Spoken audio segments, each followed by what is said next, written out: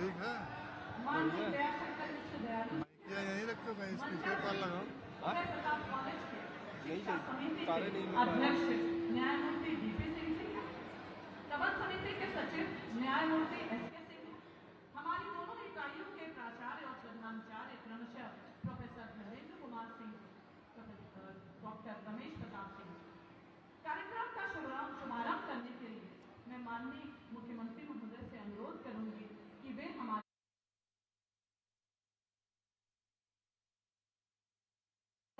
मंचासीन विशिष्ट अतिथियों से भी अनुरोध है कि राजर्षि प्रतिमा पर पुष्पार्चन करें।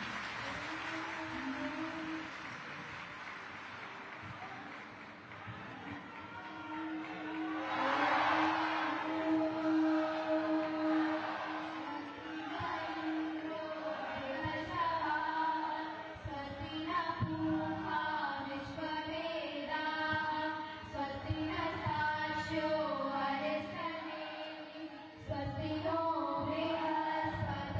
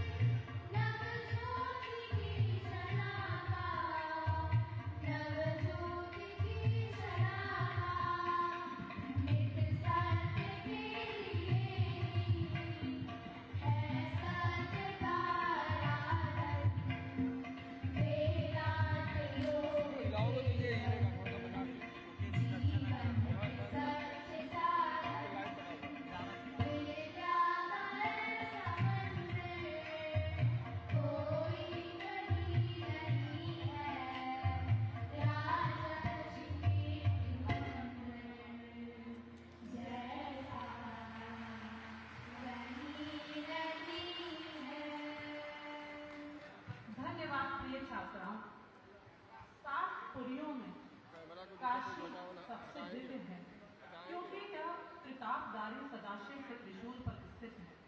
काशी में 115 वर्ष पूर्व पूज्य राजर्षि उदय प्रताप सिंह के द्वारा संस्थापित इस परिसर में आपके आने से यह परिसर रमणीय, दिव्य और भव्य हो गया, आनंद से सराबोर।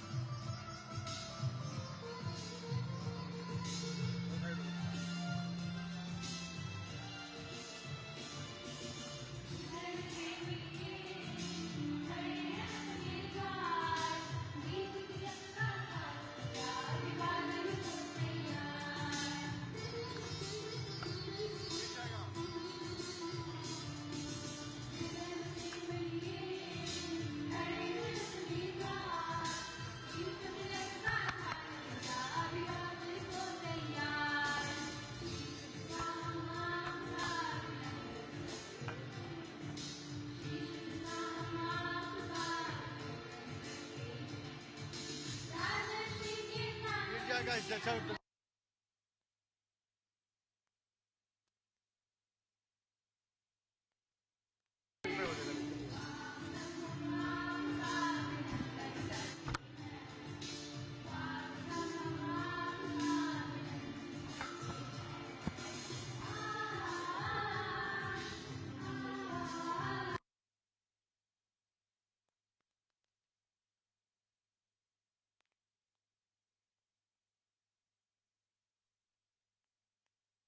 लगा दीजिए सर।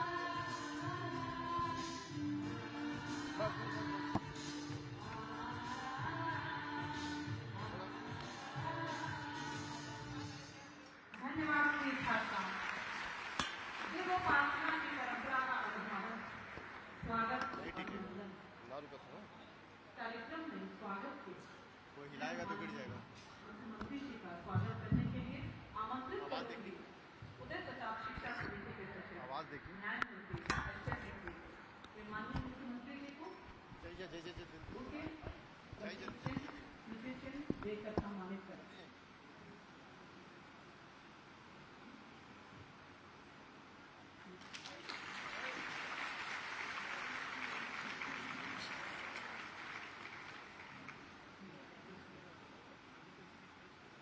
सनातन संस्कृति के प्राण रघुनंदन राघव राजा रामचंद्र भव्य नव्य दिव्य मंदिर में प्रतिष्ठापित हैं। उनके प्रतीक को स्मृति चिन्ह के रूप में मुख्यमंत्री महोदय।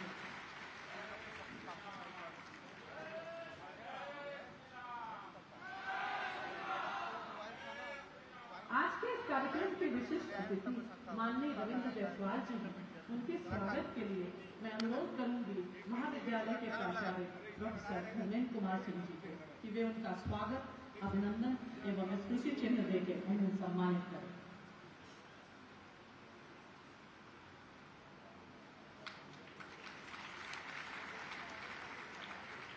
आज के इस कार्यक्रम के विशिष्ट अतिथि महात्मा गांधी काशी विद्यापीठ के कुलपति प्रोफेसर ए.के. त्यागी हैं। मैं उदय प्रताप महाविद्यालय के प्राचार्य प्रोफेसर धर्मेंद्र कुमार सिंह जी से अनुरोध करूंगी कि वे उन्हें सम्मानित करें।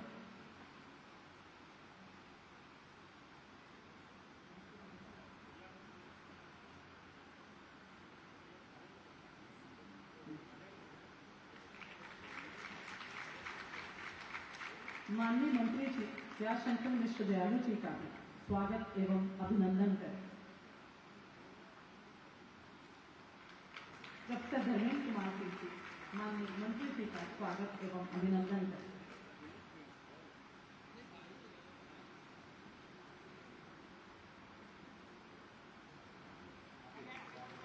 कार्यक्रम के संयोजक प्रोफेसर बनारसी मिश्रा जी से अनुरोध है कि वे उदय प्रताप शिक्षा समिति के अध्यक्ष न्यायमूर्ति डीपी सिंह जी का, उदय प्रताप शिक्षा समिति के सचिव न्यायमूर्ति एस.के. सिंह जी का, महाविद्यालय के प्राचार्य प्रोफेसर धर्मेंद्र कुमार जी का स्वागत है।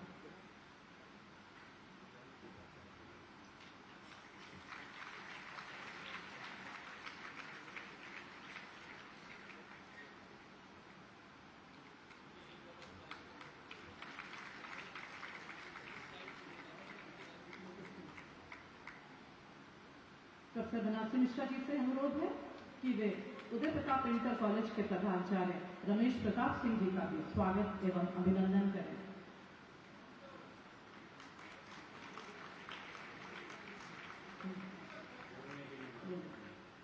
प्रोफेसर बनारसी मिश्रा जी न्यायमूर्ति एस.के. सिंह जी का, जो उदय प्रताप शिक्षा समिति के सचिव हैं, उनका भी स्वागत एवं अभिनंदन करें। अब मैं यहाँ आमंत्रित कर रही हूँ उदय प्रताप महाविद्यालय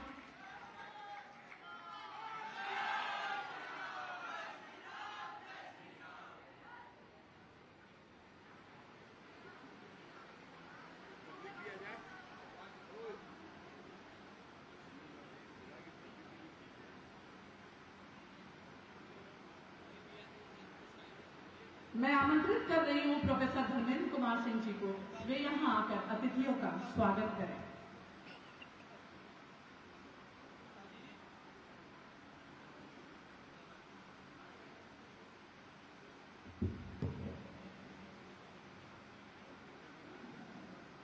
हमारे संस्थापक प्रातः स्मरणीय पूज्य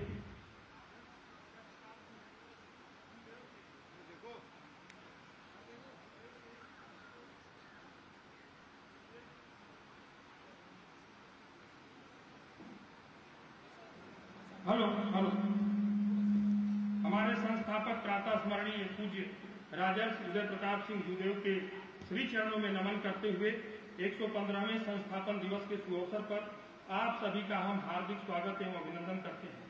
स्वागत क्रम में सर्वप्रथम मंचस्थ महानुभावों में आज के कार्यक्रम के मुख्य अतिथि, सुशासन के प्रति त्याग और विकास की प्रतिमूर्त, उत्तर प्रदेश को उत्तम प्रदेश के रूप में स्थापित करने हेतु कटिबद्ध गोवंश रक्षक, जिसे युग पुरुष की संज्ञा से अभिहित किया जाए, हमारे उत्तर प्रदेश के यशस्वी मुख्यमंत्री माननीय श्री योगी आदित्यनाथ जी का चरण स्पर्श करते हुए सभी इकाइयों की ओर से प्रबंध तंत्र तथा पूरे विद्यालय परिवार के शिक्षक, कर्मचारी एवं छात्र छात्राओं की ओर से हम आपका हार्दिक स्वागत एवं अभिनंदन एवं वंदन करते हैं। आपका मुख्यमंत्री के रूप में कार्यकाल आने वाले समय में विश्व इतिहास में दर्ज होगा।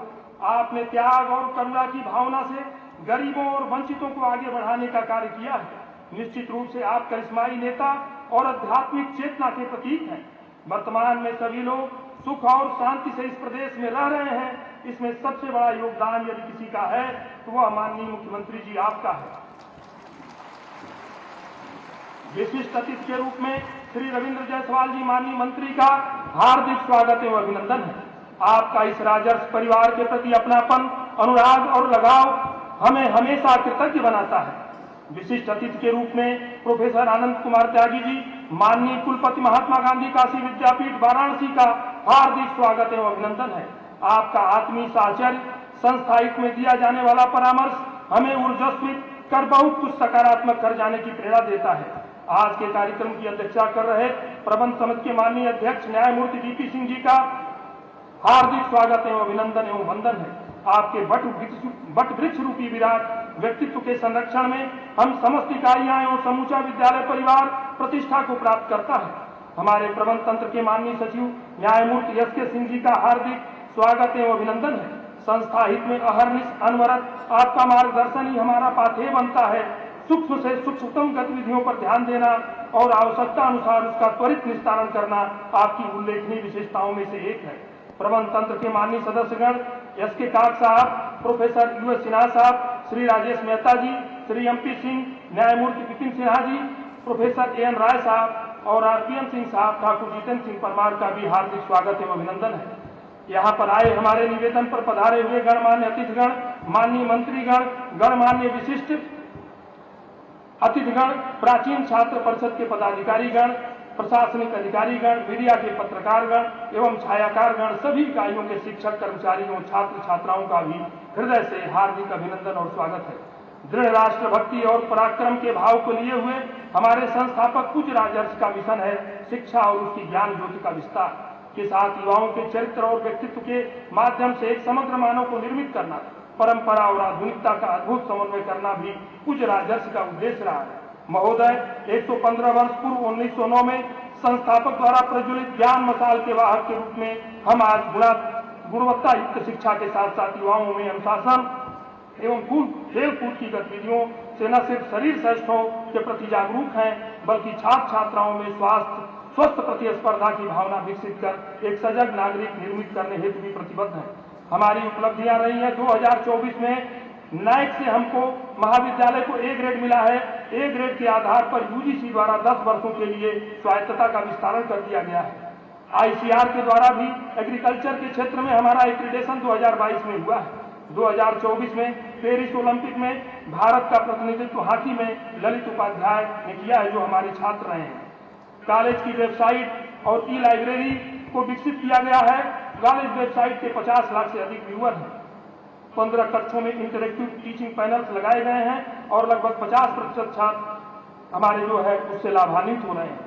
आने वाला हमारा विजन है, आने वाले वर्षों में एलएलबी के 3 वर्षीय और 5 वर्षीय पाठ्यक्रम को हम शुरू करना चाहते हैं। जल्दी ही इस पर कार्य हो रहा है और यह प्रारंभ हो जाएगा। शिक्षा संकाय में स्नातकोत्तर स्तर पर एमएड पाठ्यक्रम को प्रारंभ किया जाना है।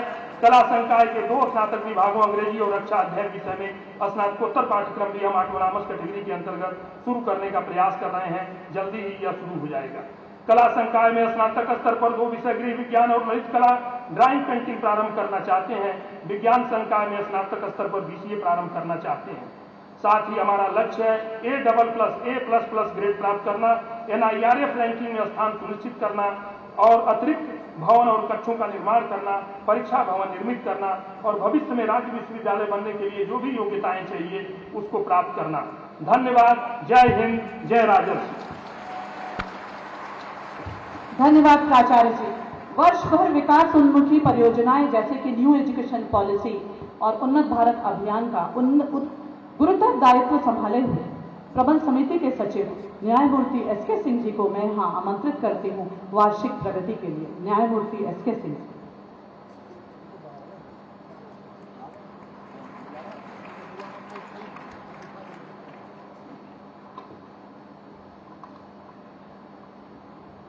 सच्चिदानंद रूपाय विश्वोत्पत्त्यादि हेतवे तापत्रयी विनाशाय श्री कृष्णाय वयम नमः। तपस्विभ्यो दिको योगी ज्ञानिभ्यो भी मतोधिक कर्मेभ्यो दिको योगी तस्मात् योगी भवार्जुन। गीताध्याय 6 श्लोक 43। मंचासीन तपोयोगी, ज्ञान योगी एवं कर्म योगी में श्रेष्ठ यशस्वी, तेजस्वी, ओजस्वी, तपस्वी और मानसी माननीय मुख्यमंत्री जी उत्तर प्रदेश, माननीय मंत्री जी स्वयं, सदस्यगण, कुलपति महोदय, मंच के सामने उपस्थित महानुभाव, प्राचीन छात्र, प्राचार्य, शिक्षक, शिक्षार्थी एवं कर्मचारीगण, प्रेस और मीडिया के लोग, दैविक एवं भौतिक तापों को नष्ट करने की क्षमता रखने वाले भगवान शिव की नगरी, धर्म क्षेत्र में सर्वाधिक पवित्र नगर, मंदिरों के शहर, भारत की धार्मिक राजधानी, दीपों का शहर, ज्ञान नगरी, इतिहास से पुरातन और परंपराओं से प्राचीन, परंपरा एवं परिवर्तन दोनों का केंद्र, सत्य एवं निष्ठा के लिए जाने जाने वाले हरिश्चंद्र की धर्म नगरी, वर्तमान में भारतीय राजनीति एवं विकास का मंत्र देने वाले माननीय प्रधानमंत्री की कर्म क्षेत्र एवं माननीय मुख्यमंत्री जी के धर्म क्षेत्र एवं कर्म क्षेत्र में आप सभी का राजर्षि उदय प्रताप कॉलेज, जिसके संस्थापक ने अपना निजत्व ही नहीं सर्वस्व समर्पित कर इसे धर्म क्षेत्र एवं कर्म क्षेत्र में परिवर्तित कर दिया था। सरस्वती के इस प्रांगण राजर्षि सभागृह में सभी प्रबंध समिति के सदस्य, प्राचार्यों, शिक्षक, शिक्षार्थी, कर्मचारी की ओर से आप सभी का स्वागत, अभिनंदन है। आप सभी ने मुझे सम्मिलित होने का अवसर दिया, बहुत बहुत धन्यवाद। महोदय, मैं इस सभा को सूचित करना चाहता हूं कि सबसे पहले जब इस कॉलेज के संबंध में कार्य करने के प्रारंभ में माननीय मुख्यमंत्री से दिशा निर्देश लेने के लिए मुलाकात की, तब उदार प्रताप कॉलेज का नाम आते ही आपके मन में इस कॉलेज के प्रति गहरा भावनात्मक लगाव था। इसके विकास के लिए आपके हृदय में एक टीस थी, पीड़ा थी, एक दर्द थी और मुझे निर्देश दिया गया कि इस कॉलेज के सुधार एवं विकास के लिए उत्तरोत्तर तत्काल कदम उठाए जाएं। उस आदेश के परिक्रम में लगातार सभी प्राचार्य, शिक्षक एवं कर्मचारियों की सहायता से कार्य किए गए। उनमें यह एक सभागार भी है जो जीर्ण अवस्था में उपेक्षित बिना किसी प्रयोग की पड़ा हुआ था। महोदय, उन प्रयासों के परिणाम स्वरूप 3 वर्ष पूर्व जो छात्र की संख्या 4000 थी, आज 7000 के आसपास है। नाइक में ए ग्रेड यूजीसी द्वारा 2023 से 2032-33 तक 10 वर्ष के स्वास्थ्यता विस्तारित किया जाना। महोदय, यह भी बताना समीचीन होगा कि 1991 से ऑटोनोमस स्टेटस का यह कॉलेज उत्तर प्रदेश का पहला कॉलेज है। ICR में एक्रेडिटेशन, केंद्रीय शिक्षा मंत्रालय की ओर से अनेक प्रमाण पत्र, उत्तर प्रदेश से 11 कॉलेजों में चयनित उदय प्रताप कॉलेज, राष्ट्रीय शिक्षा नीति को तत्काल उसी वर्ष से प्रभावित किया जाना, कॉलेज की डायनामाइट वेबसाइट बनाई जाना, सभी कार्य वेबसाइट एवं ऑनलाइन किया जाना, भौतिकी, रसायन विज्ञान, प्राणी विज्ञान में DVD स्टार स्टेटस प्राप्त करना तथा उसके लैब को, इंस्ट्रूमेंट को क्रय कर समृद्ध किया गया। अधिकांश विभागों में टीचिंग पैनल्स लगाए गए हैं, जिसमें 15 कक्षों में उदय प्रताप कॉलेज तथा शेष कॉलेजों में भी 20 पैनल स्मार्ट क्लास के लगाए जा चुके हैं। 100 KVA का पैनल, सोलर पैनल पूर्व वर्ष में लगाया जा चुका है। लगभग 150 कंप्यूटर विगत 1.5 वर्षों में खरीदे जा चुके हैं। महोदय, खेल में भी इस कॉलेज का एक अपना स्थान है एवं पेरिस ओलंपिक 2024 में भारत का प्रतिनिधित्व करने वाले विशल ललित उपाध्याय इसी कॉलेज की गूंज के उत्पन्न किए गए थे। महोदय, नेशनल हेल्थ सर्विस के तमाम seminar, UK, IIT Madras, IIC तथा अन्य अनेक वैज्ञानिकों एवं साहित्यकारों से व्याख्यान कराए गए। भविष्य के लिए विचाराधीन महत्वाकांक्षी योजनाओं में आगामी सत्र में ऐसे कक्षाओं में जिसमें PG क्लासेस नहीं हैं, उनका प्रारंभ कराया जाना, विधि संकाय के अंतर्गत विधि त्रिवर्षीय एवं पंचवर्षीय पाठ्यक्रम को प्रारंभ कराया जाना, महाविद्यालय के कला संकाय के अंतर्गत गृह विज्ञान, ललित कला एवं BCA के स्नातक पर 100 वित्त पोषित पाठ्यक्रम प्रदान कराना एवं आगामी दिनों में मानक के अनुरूप कक्षाओं के संचालन हेतु 20 कक्षों का निर्माण स्टाफ रूम के साथ कराया जाना भी प्रस्तावित है।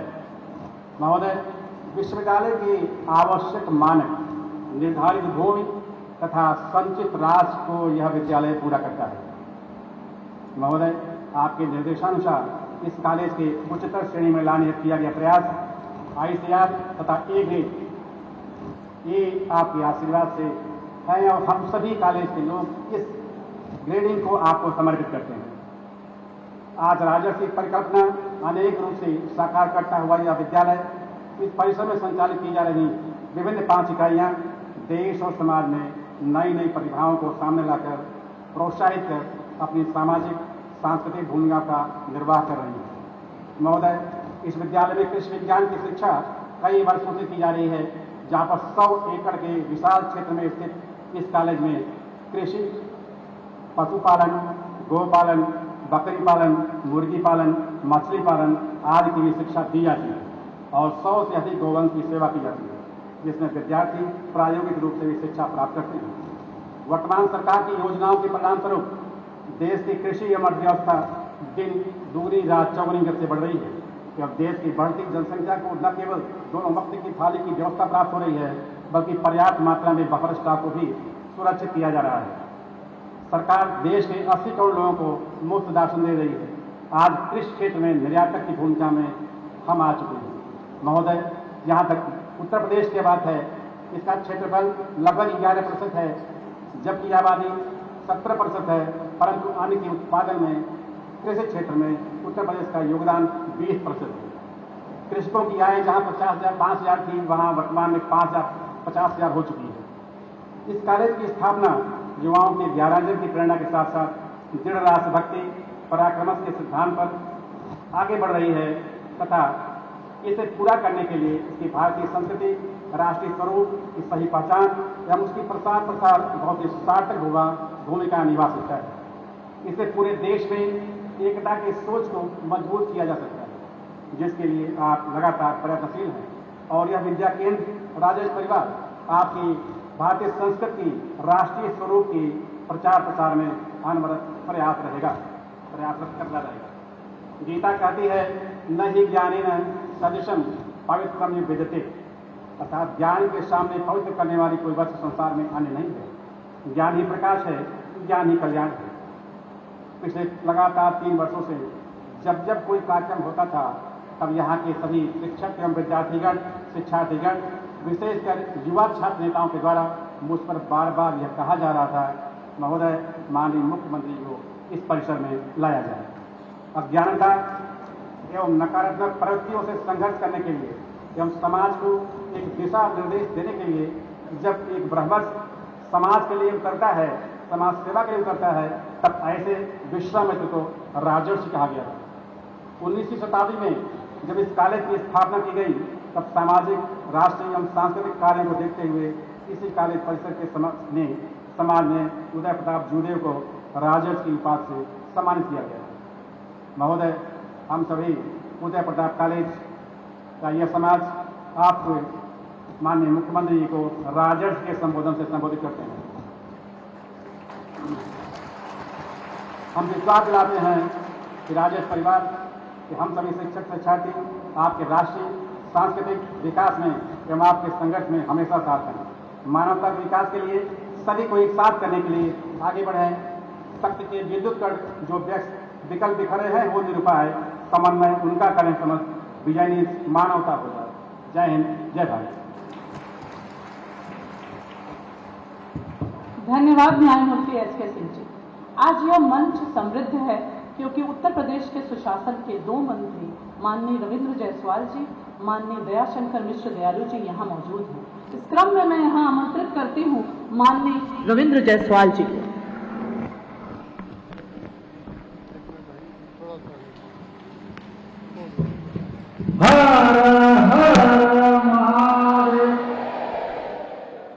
उदय प्रताप कॉलेज के वार्षिक उत्सव के अवसर पर यहाँ के मुख्य अतिथि उत्तर प्रदेश के यशस्वी मुख्यमंत्री माननीय योगी जी, मंचासीन पवन समिति के अध्यक्ष न्यायमूर्ति डीपी सिंह जी, मंचासीन पवन समिति के सचिव न्यायमूर्ति एस.के. सिंह जी, हमारे मित्र प्रदेश सरकार में मंत्री जयवीर मिश्रा जी, ज्येष्ठ मानव स्वरूप में काशी विद्यापीठ के उपाचार्य ए.के. त्यागी जी, यहाँ पर उपस्थित महाविद्यालय के प्रधानाचार्य धर्मेंद्र जी, भाई रमेश जी, सामने बैठे सभी सम्मानित विधायकगण, मेयर साहब, जिला पंचायत के अध्यक्ष, सभी सम्मानित शिक्षक भाई बहनों और देश के प्रमुख छात्र छात्राओं, पत्रकार मित्रों, सबसे पहले मैं हरासी जी के चरणों में नमन करता हूँ, प्रणाम करता हूँ और साथ ही साथ बताना चाहूँगी महाराज जी, उदय प्रताप कॉलेज से पूरे देश में हजारों लाखों संख्या में कृषि एग्रीकल्चर में साइंटिस्ट निकले,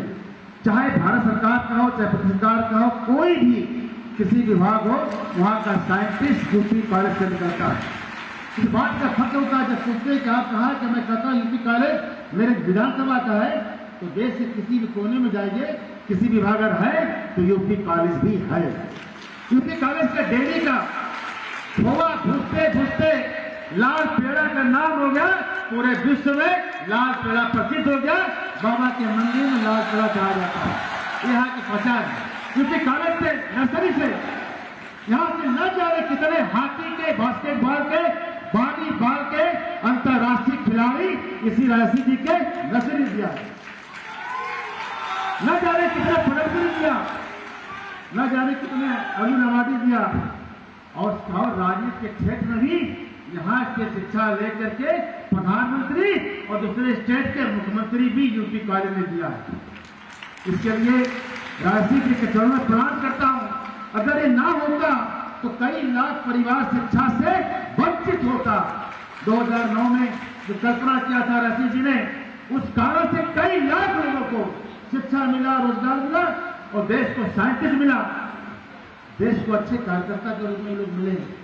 मैं पुनः नमन करते हुए आपसे आग्रह करना चाहूंगा कि आपने उत्तर प्रदेश में अलग अलग कई बदलाव करते हुए शिक्षा के क्षेत्र में इतिहास बना दिया। पहली बार पहले यहाँ पर 30 यूनिवर्सिटी, आज पूरे देश में जितने प्रदेश है सबसे अधिक हमारे यूनिवर्सिटियां उत्तर प्रदेश के अंदर बना दी गई है। महाराज जी विचार कर रहे हैं 1 डिस्ट्रिक्ट 1 यूनिवर्सिटी। पहले क्या था 1 डिस्ट्रिक्ट 1 मेडिकल कॉलेज, अब महाराज जी लेके आ रहे हैं 1 डिस्ट्रिक्ट 1 यूनिवर्सिटी। यानी अब तक क्या था परंपरा, एक यूनिवर्सिटी के 12 जिले, 6 लाख बच्चे, केवल प्रिंटिंग मशीन बना था। महाराज जी को लगा कि देश के भविष्य के लिए अच्छे यूनिवर्सिटी बनना चाहिए, तो महाराज जी महाराज जी निवेदन करना चाहूंगा 100 एकड़ में यूपी कॉलेज है, इसको भी यूनिवर्सिटी बनाने का विचार करना चाहिए। जब यहाँ पर न्यायमूर्ति बैठे हो और लास्ट का पाठ्यक्रम बना हो, यह ठीक नहीं है। जब अध्यक्ष और सचिव न्यायमूर्ति है तो लॉ कॉलेज यहाँ चलना चाहिए। महाराज जी ने नारा दिया था, मेरा मानना है कि यहाँ पर इतिहास के बच्चे हैं, इतिहास के शिक्षक हैं, लेकिन नारा दिया था महाराज जी, क्या नारा दिए थे, बतोगे तो,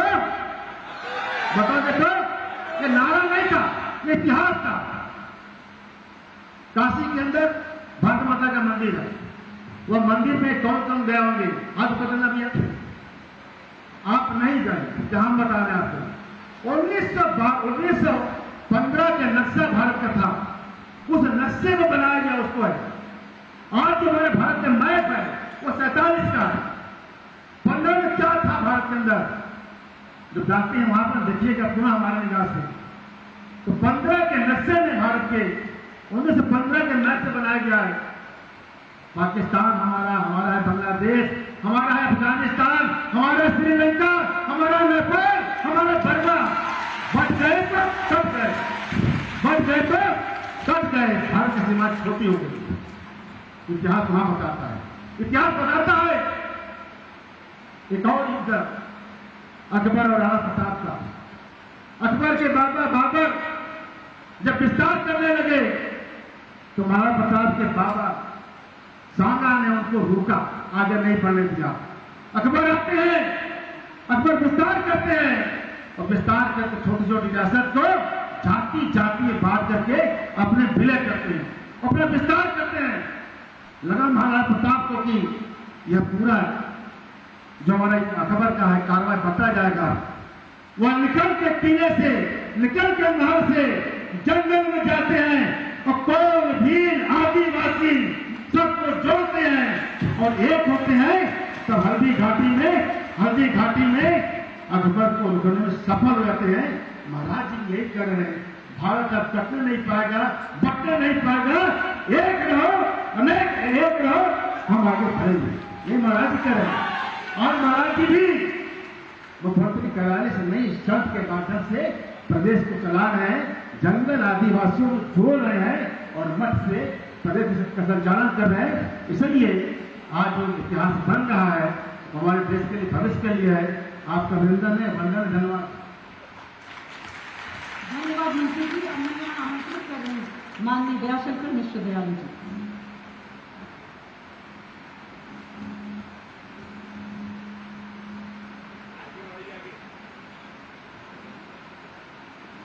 श्री राम मंदिर की स्थापना भारत के सांस्कृतिक पुनर्जागरण का आध्यात्मिक अनुष्ठान है। राम मंदिर राष्ट्र मंदिर है। हम 25 करोड़ की जनसंख्या के 26 करोड़ के जीडीपी वाले उत्तर प्रदेश में रहते हैं। हमारे पास राष्ट्रीय एकता और सुशासन की जमीन है, क्योंकि हमें बटोगे तो कटोगे पर यकीन है।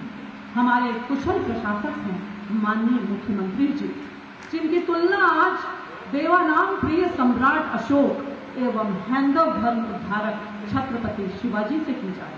मैं यहाँ आमंत्रित करते हुए माननीय मुख्यमंत्री जी को उनके उद्बोधन के। माननीय मुख्यमंत्री।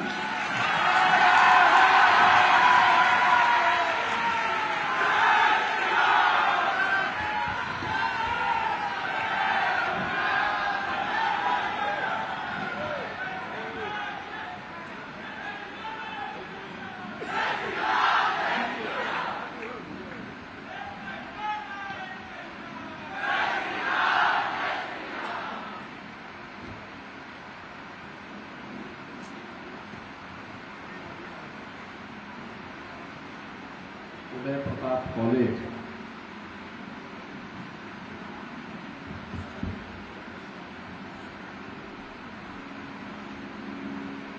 वाराणसी के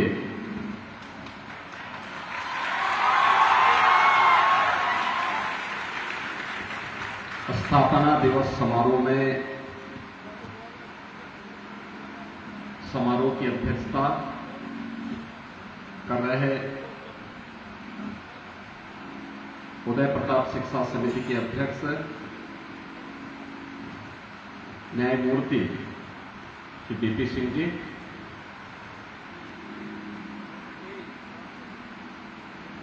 सचिव उदय प्रताप शिक्षा समिति न्यायमूर्ति एसके सिंह जी, उत्तर प्रदेश सरकार में मंत्रिमंडल के मेरे सहयोगी, यहाँ के स्थानीय विधायक और प्रदेश के स्टाम्प और न्यायालय पंजीयन मंत्री श्री रविंद्र जायसवाल जी, प्रदेश के आयुष मंत्री श्री दयाशंकर मिश्र दयालु जी,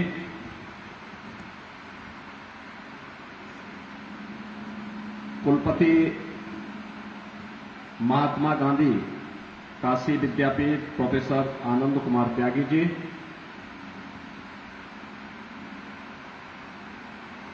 मान्य विधायकगण डॉक्टर नीलकंठ तिवारी जी, चौधेश सिंह जी, सुशील सिंह जी, धर्मेंद्र सिंह जी, वाराणसी के महापौर श्री तिवारी जी, उदय प्रताप कॉलेज के प्राचार्य प्रोफेसर धर्मेंद्र कुमार सिंह जी, प्रधानाचार्य Uday Pratap inter college doctor Ramesh Pratap Singh ji, आज के इस स्थापना दिवस कार्यक्रम के अवसर पर आयोजित समारोह में उपस्थित सभी महानुभाव और प्यारे बच्चों, मैं सबसे पहले उदय प्रताप शिक्षा समिति और उससे संबद्ध सभी संस्थाओं को उदय प्रताप शिक्षा समिति के 115 वर्ष पूर्ण होने के उपलक्ष्य में हृदय से बधाई देता हूं और आदरणीय उदय प्रताप सिंह जी को उनकी स्मृतियों के लिए नमन करते हुए विनम्र श्रद्धांजलि भी अर्पित करता हूं।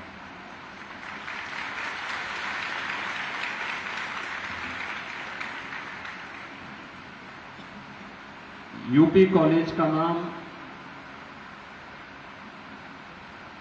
शिक्षा जगत का एक चमकता हुआ सितारा है और गत एक सदी में शिक्षा के क्षेत्र में, जीवन के सर्वांगीण विकास के क्षेत्र में उदय प्रताप कॉलेज ने जो कार्य किए, मुझे लगता है कि केवल वाराणसी ही नहीं और पूर्वी उत्तर प्रदेश और बिहार ही नहीं, बल्कि उत्तर प्रदेश और पूरा देश इसके प्रति विनम्र भाव के साथ अपनी कृतज्ञता भी ज्ञापित करता है। बहनों और भाइयों, हम सबको इस बारे में याद रखना होगा। 1909 में वाराणसी में एक कॉलेज की स्थापना हो, एक शिक्षण संस्थान स्थापित हो, ये कल्पना अपने आप में उस समय के उन महापुरुषों की और खासतौर पर राजर्षि उदय प्रताप सिंह जूदेव जी के विराट व्यक्तित्व को ही प्रदर्शित करता है, जिनके मन में एक भाव रहा होगा कि हमें राष्ट्रीयता से ओतप्रोत भावी भारत के निर्माण के लिए एक ऐसी शिक्षण और प्रशिक्षण संस्था देनी है जो देश की आजादी के आंदोलन को तो एक गति दे ही सके, आवश्यकता पड़ने पर हर एक क्षेत्र में इस देश को योग्य नागरिक भी दे सके। और यही कारण है कि 1909 में जो नींव यहां रखी थी, बाबा विश्वनाथ के इस पावन स्थली पर पिछले 115 वर्षों से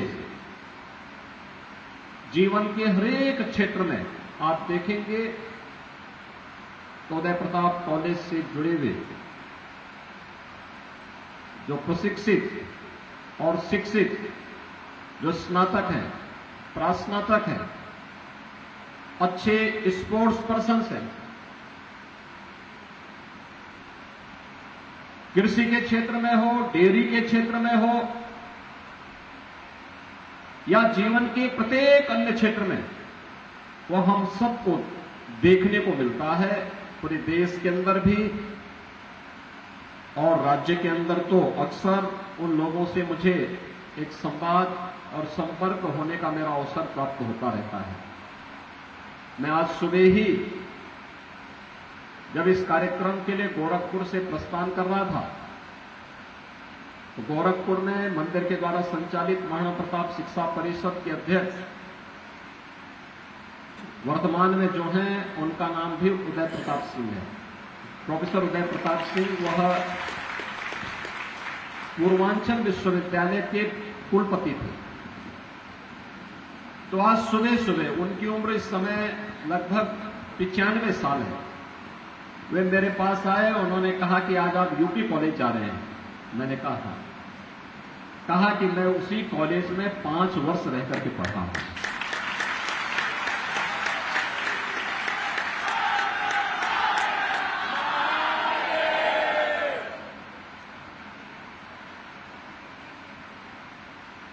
यानी हर व्यक्ति के मन में, प्रोफेसर उदय प्रताप सिंह जी गोरखपुर में रहते हैं और गणित के बहुत विद्वान आदमी थे। गोरखपुर विश्वविद्यालय में मैथ्स जो डिपार्टमेंट है उसके वह हेड थे, डीन थे, वहां के प्रो वाइस चांसलर थे। बाद में पूर्वांचल विश्वविद्यालय के वे वाइस चांसलर बने और वर्तमान में गोरखपुर में महाराणा प्रताप शिक्षा परिषद के अध्यक्ष के रूप में अपनी सेवाएं दे रहे हैं।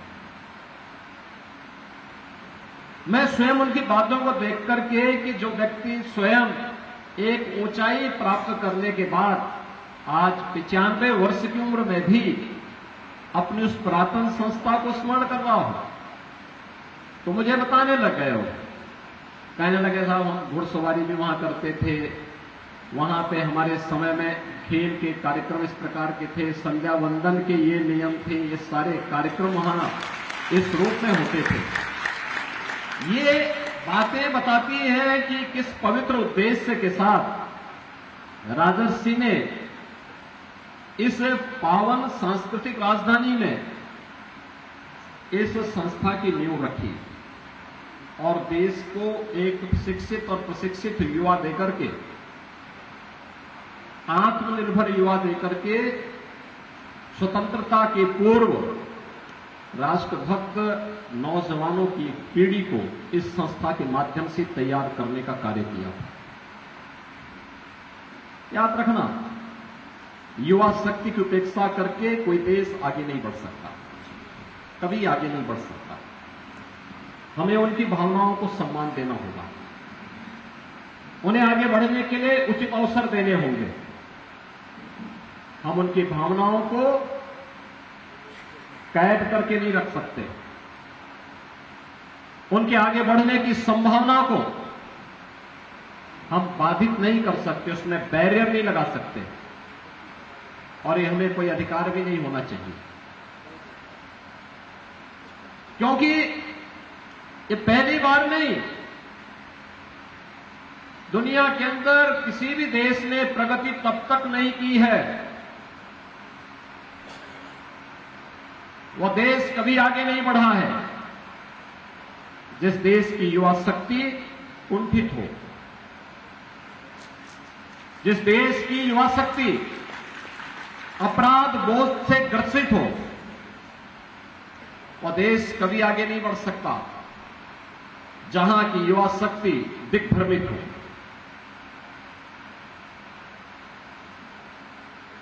और इसलिए जब भी परिवर्तन हुआ है, भविष्य में भी जब भी परिवर्तन होगा, हमारी युवा शक्ति करेगी, और उस युवा शक्ति के केंद्र बिंदु के रूप में हमारे संस्थानों को अपने आप को तैयार करना होगा।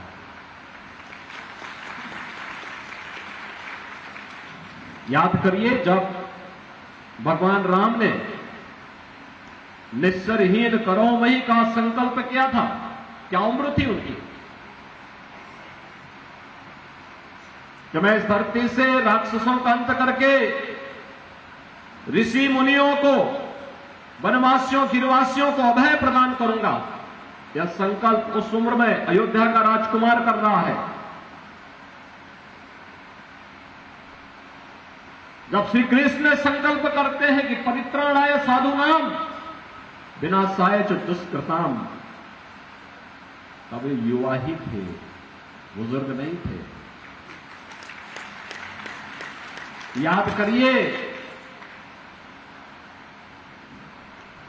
बुद्ध ने जब ज्ञान प्राप्त किया था और पूरी दुनिया को निर्वाण का संदेश दिया था, तब बुद्ध युवा ही थे। आदि शंकराचार्य ने तो मात्र 32 वर्ष की उम्र पाई थी। देश के चारों कोनों में 4 पीठों की स्थापना कर डाली। सनातन धर्म की पुनर्स्थापना उन्होंने फिर से कर दी।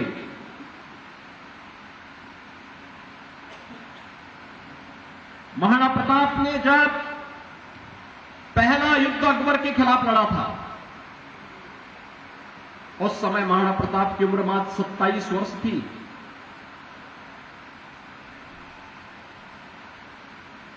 छत्रपति शिवाजी महाराज, गुरु गोविंद सिंह जी महाराज, इन सब का इतिहास, और गुरु गोविंद सिंह जी महाराज के 4 साहबजादे अजीत सिंह, फतेह सिंह, जुझार सिंह, जोरावर सिंह, क्या उम्र थी?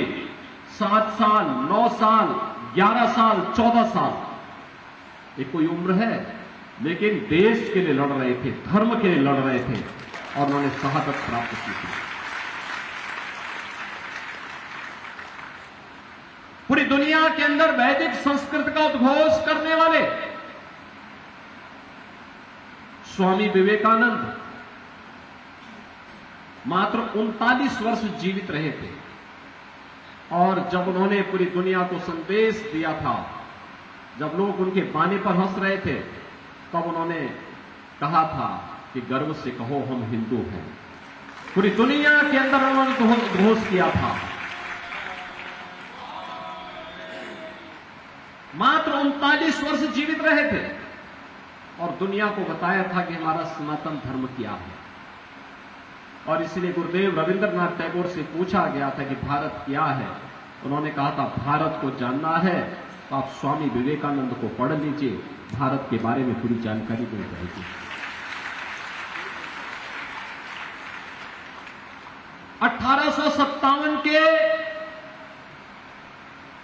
देश के प्रथम स्वातंत्र समर को स्वातंत्र समर के रूप में संबोधित करने वाले और उस पर लेखनी लिखने वाले वीर सावरकर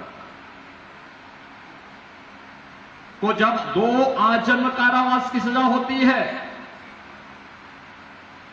तो उस समय वीर सावरकर की उम्र क्या होती है? मात्र 28 वर्ष। मात्र 28 वर्ष की उम्र में वीर सावरकर को 2 आजन्म कारावास की सजा होती है भारत की स्वाधीनता के। और ये इस भारतवर्ष में 100 बार मेरा जन्म हो, कारण सदा ही मृत्यु का देशोपकारक कर्म हो।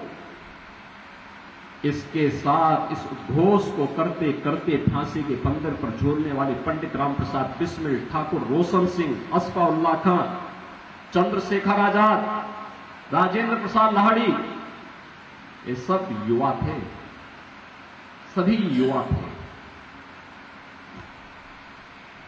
यानी युवाओं की ये लंबी फौज जब भी अंगड़ाई ली है, भारत आगे बढ़ा है।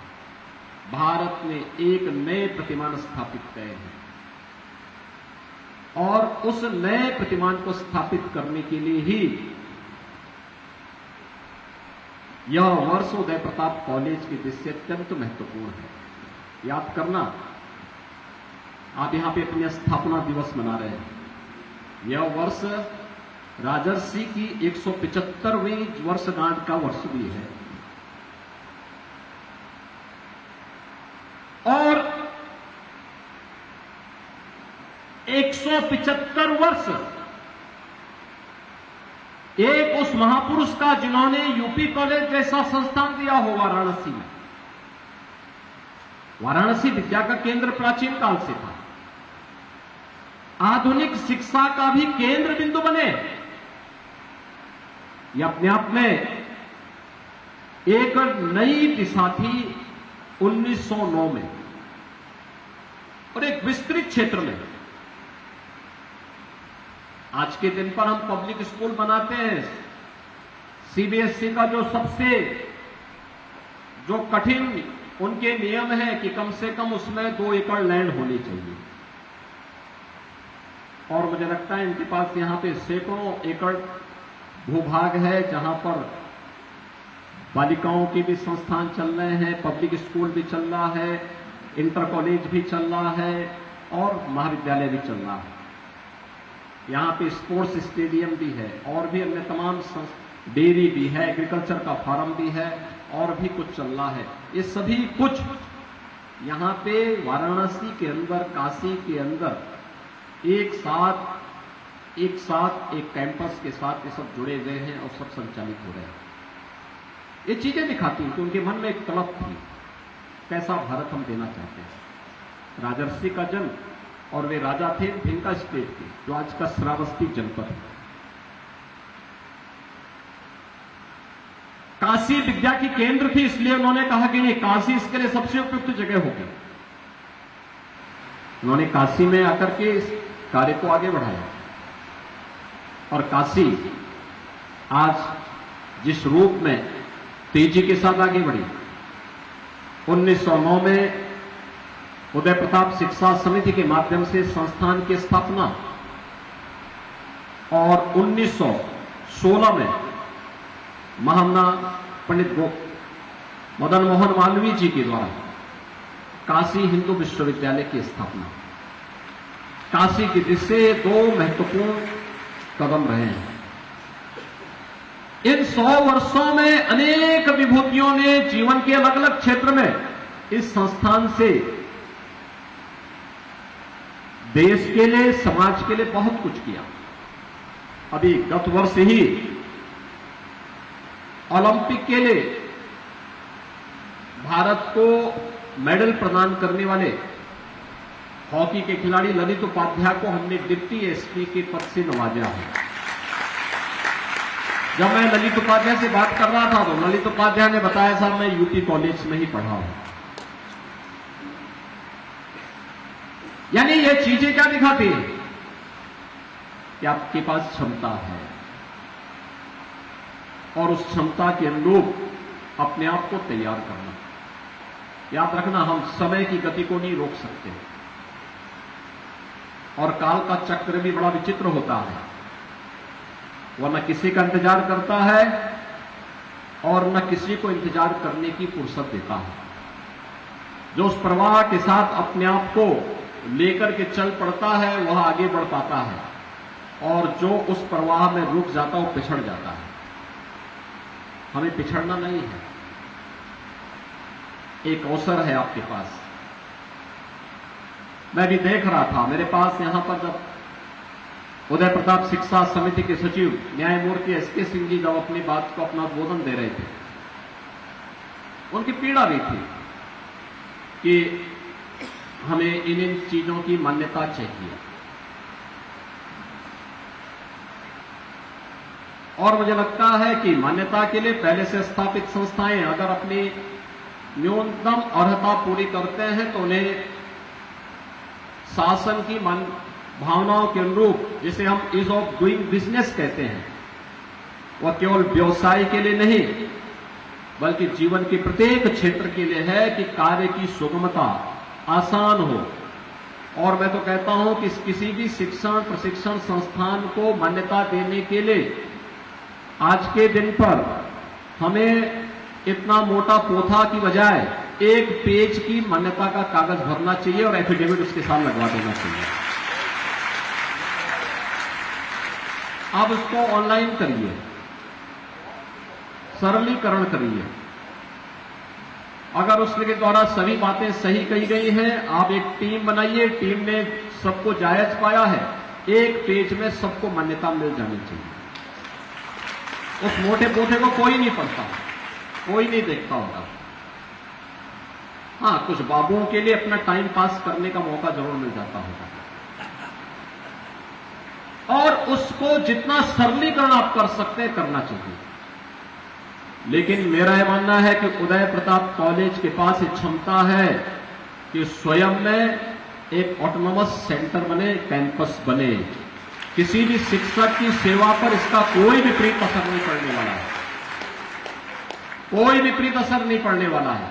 मैं मानता हूं चेतनारायण सिंह जैसे अच्छे शिक्षक यहां इस संस्थान ने दिए हैं, वे अच्छे शिक्षक थे।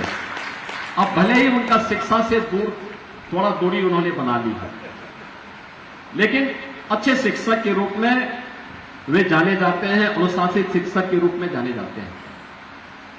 और मैं भी इसलिए उनको सम्मान देता हूं क्योंकि मुझे बहुत पहले यहां आने का अवसर एक बार मिला था।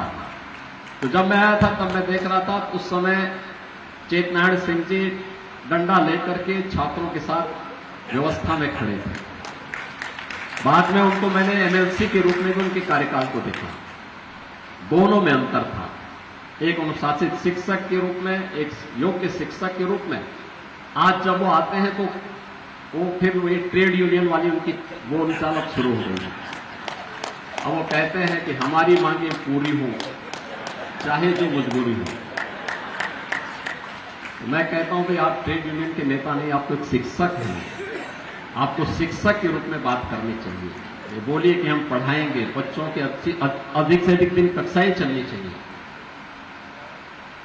लेकिन अगर यह संस्थान विश्वविद्यालय के रूप में, निजी विश्वविद्यालय के रूप में भी आवेदन करता है तो किसी भी शिक्षक की सेवा पर कोई विपरीत असर नहीं पड़ता है, कोई असर विपरीत नहीं पड़ना। जो सरकार के द्वारा अनुदान मिल रहा है वो उसी प्रकार से मिलता रहेगा और उसको मुझे लगता है कि आने में किसी प्रकार की कोई बाधा कहीं नहीं आती है, बल्कि आपको एक ऑटोनॉमी मिलेगी। आपको नए नए पाठ्यक्रम के साथ अपने आप को जोड़ना पड़ेगा। नए उसके साथ इस कैंपस को आगे बढ़ाने का एक अवसर आपके पास होगा। अच्छे अवसर आपके पास होंगे। बहुत सारे सेंटर ऑफ एक्सीलेंस आप दे पाएंगे। याद रखना, मैंने जो आपको पहले भी कहा, हमें समय के प्रवाह के साथ अपने आप को तैयार करना होगा।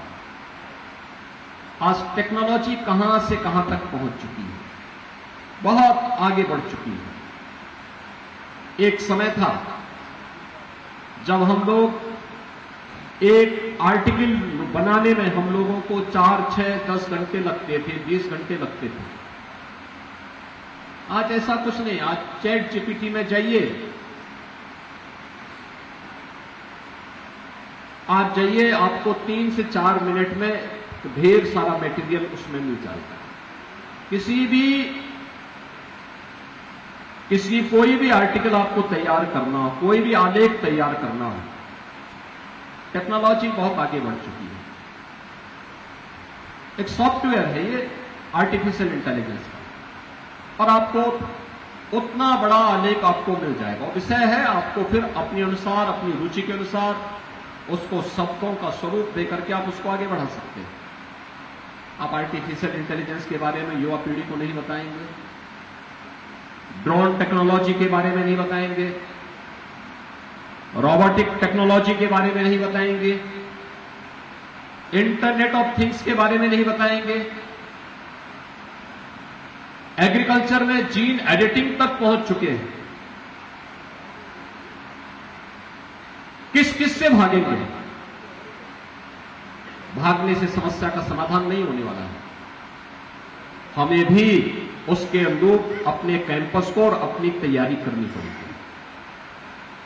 उस प्रकार के कोर्सेज, शॉर्ट टर्म कोर्सेज और डिप्लोमा और डिग्री कोर्सेज भी हमें यहां पे तैयार करने पड़ेंगे। यहां का युवा उसके बारे में जान सकेगा तो देश और दुनिया में छाने में उसे देर नहीं लगेगी।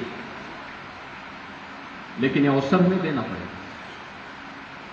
इसके लिए हमें अपने आप को तैयार करना पड़ेगा।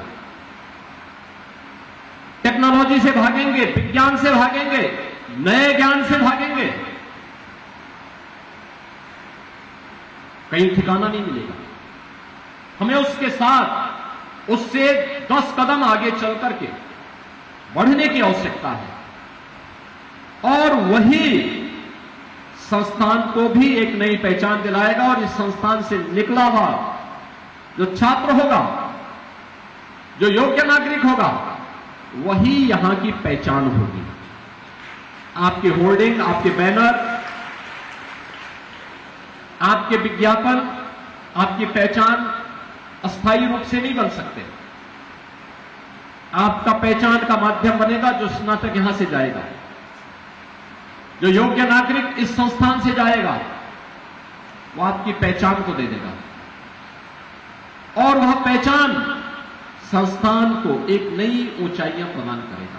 और मैं कहूंगा कि उदय प्रताप कॉलेज के लिए इससे अच्छा अवसर नहीं है। जब राजर्षि की 175वीं जयंती का कार्यक्रम, जन्म जयंती का कार्यक्रम प्रारंभ हो रहा है, उन स्थितियों में संस्थान को निर्णय लेकर के आप शिक्षक संघ के साथ बैठिए, आप सरकार के साथ बैठिए, प्रबंध समिति का प्रस्ताव प्रस्तुत करिए।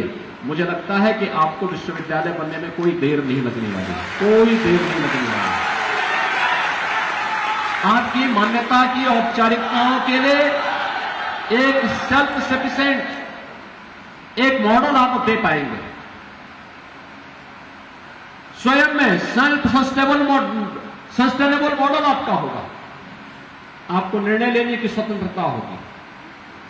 मान्यता के लिए आपको जगह जगह भटकना नहीं पड़ेगा। एफिलिएशन के लिए आपको दर दर की ठोकरें नहीं खाना पड़ेगा। आप फिर लॉ के 5 इयर्स कोर्स को चलाइए। आप यहां पे शिक्षा संकाय में भी आप जो नए नए सुधार हो रहे हैं, इस दिशा में भी आप आगे बढ़िए। आप यहां पे ड्रोन टेक्नोलॉजी को लेकर, रोबोटिक टेक्नोलॉजी को लेकर, आर्टिफिशियल इंटेलिजेंस को लेकर, इसी प्रकार से चैट जीपीटी को लेकर, इंटरनेट ऑफ थिंग्स को लेकर के, इन सभी को लेकर के मेडिकल के फील्ड में हो रहे नए नए कार्यों को लेकर के अपने कार्यक्रमों को आसानी से आगे बढ़ा सकते हैं। याद रखना, शहर के अंदर तो हम लोगों ने विश्वविद्यालय की मान्यता के लिए मात्र 20 एकड़ की रिक्वायरमेंट की है, मात्र 20 एकड़।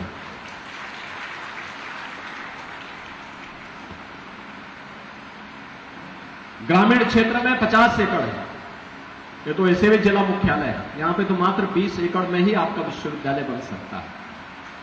आप अगर पब्लिक स्कूल को अलग कर देंगे, इंटर कॉलेज को अलग कर देंगे, गवर्नमेंट एडेड डिग्री कॉलेज को अलग कर देंगे, तब भी 20 एकड़ में या 50 एकड़ में अगर आप अलग से भी विश्वविद्यालय बनाना चाहेंगे तो भी विश्वविद्यालय आपको मिल सकता है, बन सकता है।